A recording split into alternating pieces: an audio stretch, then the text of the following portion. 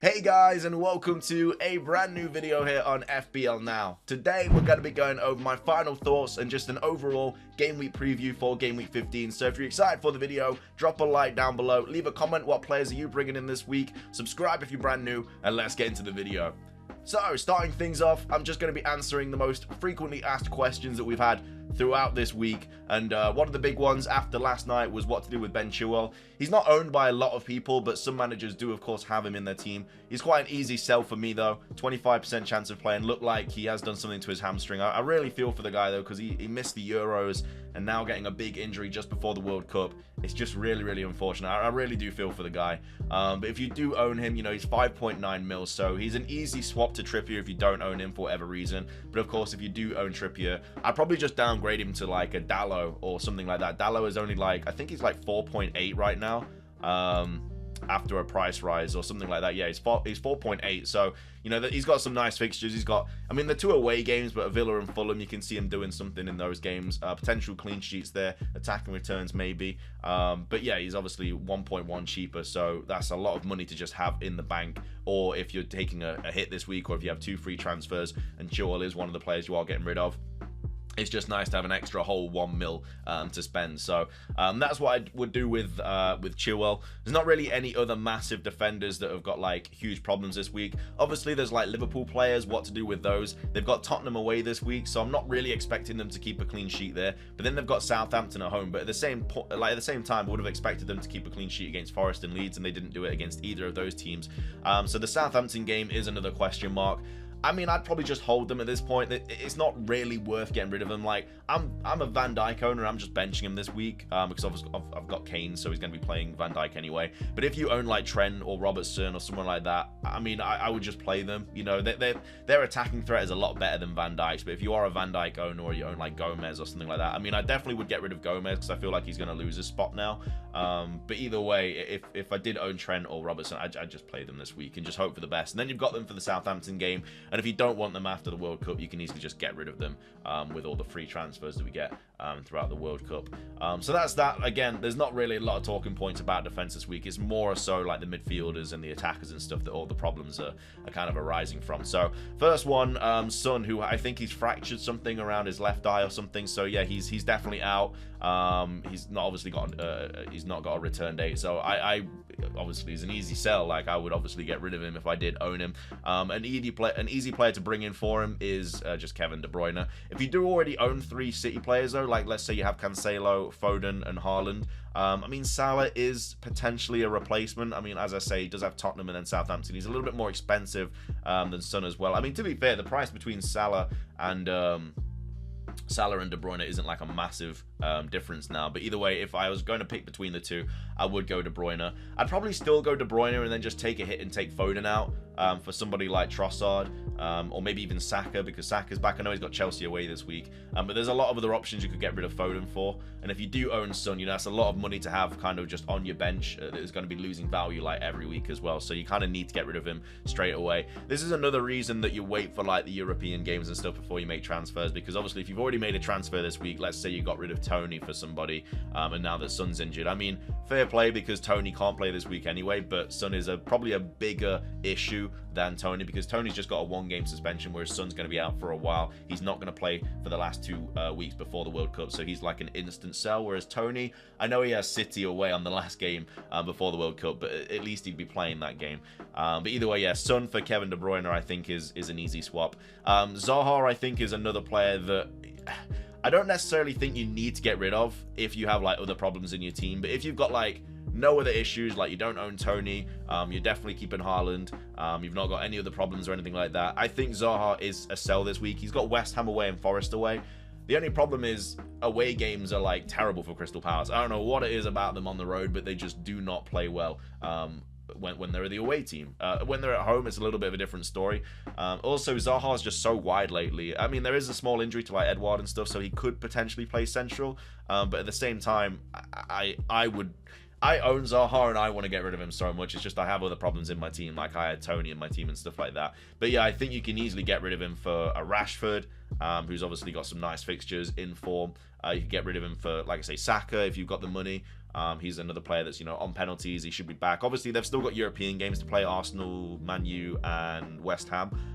But, you know, after tonight, we'll obviously see the damage and stuff and see what the situation is. So yeah, don't make any transfers yet, obviously. But yeah, after those games, if all those players are fine, yeah, like Rashford, Saka's another player. Bowen also another player that I think is a good shout as well. You know, don't think he's on pens anymore, but they've got some okay fixtures. And then as well as that, obviously the big one is Trossard. Trossard is a lot cheaper, and he's just playing basically like central at the moment. He's basically playing like a centre forward for Brighton. So yeah, Trossard, Zaha to Trossard, I think is a really good transfer this week if you don't mind taking like a hit. And as well as that, Trossard I think will reward you as well with the last 2 games before the World Cup. He's not on penalties or anything like that, but he's just a really nice asset to have. So yeah, for me it would be probably Zaha to Trossard, Rashford, or somebody like that. But again, he's not an instant sell. If you have other problems in your team that you need to kind of sort out, you just keep him. I mean, West Ham and Forest aren't the worst fixtures. So yeah, you keep him. Hopefully he returns or something like that. Foden is up next. He's a little bit more of a difficult kind of player to work around with, because I mean, as a Foden owner, watching Kevin De Bruyne get points after points, whereas Foden's getting 1 point after 1 point coming off the bench, it is really infuriating. He played 90 in the Champions League last night as well, which wasn't great. We were a bit worried like whether he just fell out of favor, whether he was going to start. He did start, was hoping he came off a half-time. He didn't. He played the full 90. So now is like a lot of question marks over whether he starts that Fulham game. And, you know, if he does start the Fulham game, you know, that's really, really good. If he doesn't, that's where the problems start arising, because, you know, that would have been 3 benchings in a row. And it's probably going to be 3 cameos in a row as well. So, again, the good thing about the City game is, though, it's one of the earlier games. So we might get league team news. Fingers crossed we do, because then you can kind of adapt your strategy to what happens. Like, we'll find out if Haaland's injured or if he's in the squad. We'll find out if Foden's benched. So yeah, that's where you kind of really need to make your transfers and stuff. But again, if Foden is benched, I think another option for him is literally just the same as Zaha. So, you know, your Almirons, your Trossards, your Rashfords, potentially Saka as well.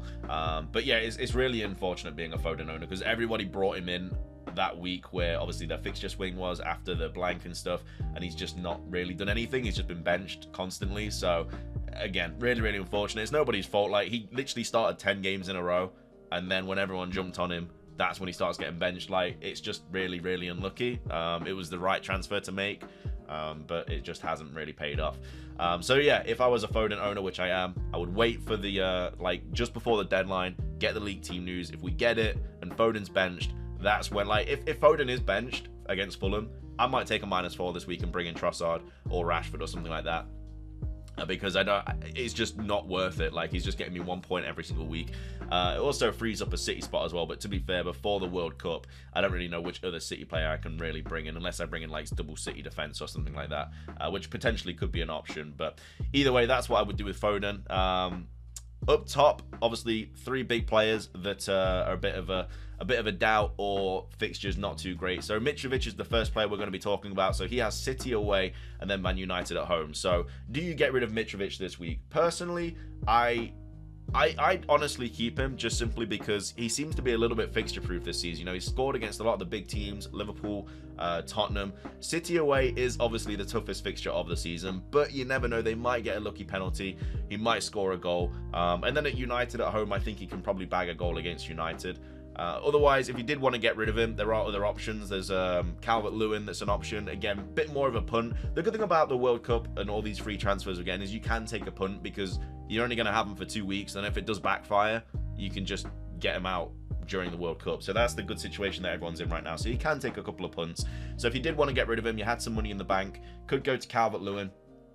Obviously, the big one is Wilson that everyone's bringing in. Wilson's a really good shout on penalties as well. I'm not sure if Calvert-Lewin is on penalties, 100% about that. So yeah, I'd probably go more like Wilson, which is a little bit more safer. Wilson does have Chelsea at home in game week 16, but I honestly think Newcastle win that game.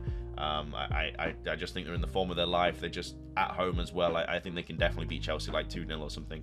Other options, I mean, you could go Solanke if you really wanted to. He's on penalties. but I probably wouldn't really go there. And then Darwin Núñez potentially, but does have Tottenham away this week, and then Southampton. I think Darwin Núñez is more of like a 1 week game punt for that Southampton game if he plays. Same as like Firmino and stuff, like whichever one out of those plays.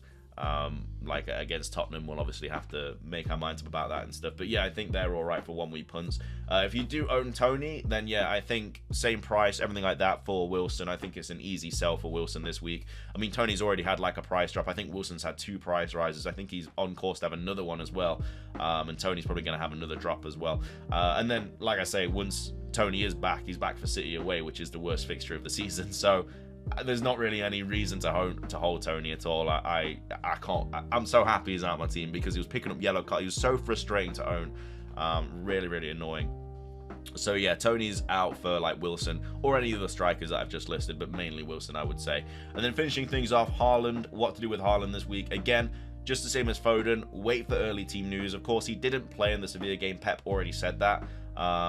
He has said that, you know, Haaland's feeling better every day. He said that hopefully he can help us against Fulham. So whether that means he comes on as a substitute or something, who knows? They don't really need to risk him. It's a game that Pep knows that he should win relatively comfortably.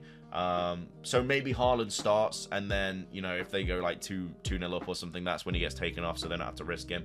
But again, it's not like there's any other players in that squad that can score. Like, you got Kevin De Bruyne, obviously if Foden plays, you got Mahrez, Grealish, I guess. You know, you got all these other players that can easily score goals as well.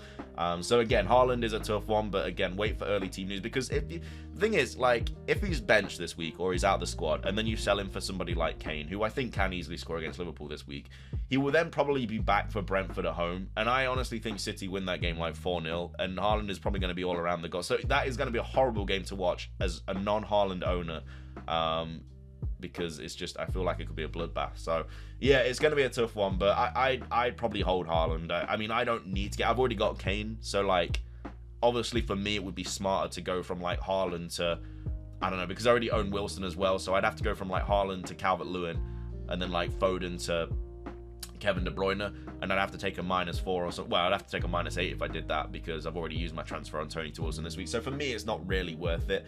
But if you don't own Kane, it is an easy like transfer, but at the same time, if he is back for that Brentford game, it's going to be horrible. I know that Kane does have Leeds at home, which is also a really nice fixture, but obviously owning both of them would be much more plausible. But either way, that's gonna be everything for the game week 15 game week 15 preview. Hope you guys enjoyed it. Hopefully it answered some of your burning questions. But yeah, if you guys enjoyed, drop a like. Let's try it at 50. Leave a comment with your thoughts on what you're gonna do this week. Subscribe if you're brand new. Ring the notification bell. It's everything from me though. Have a fantastic rest of your day, and until next time, peace.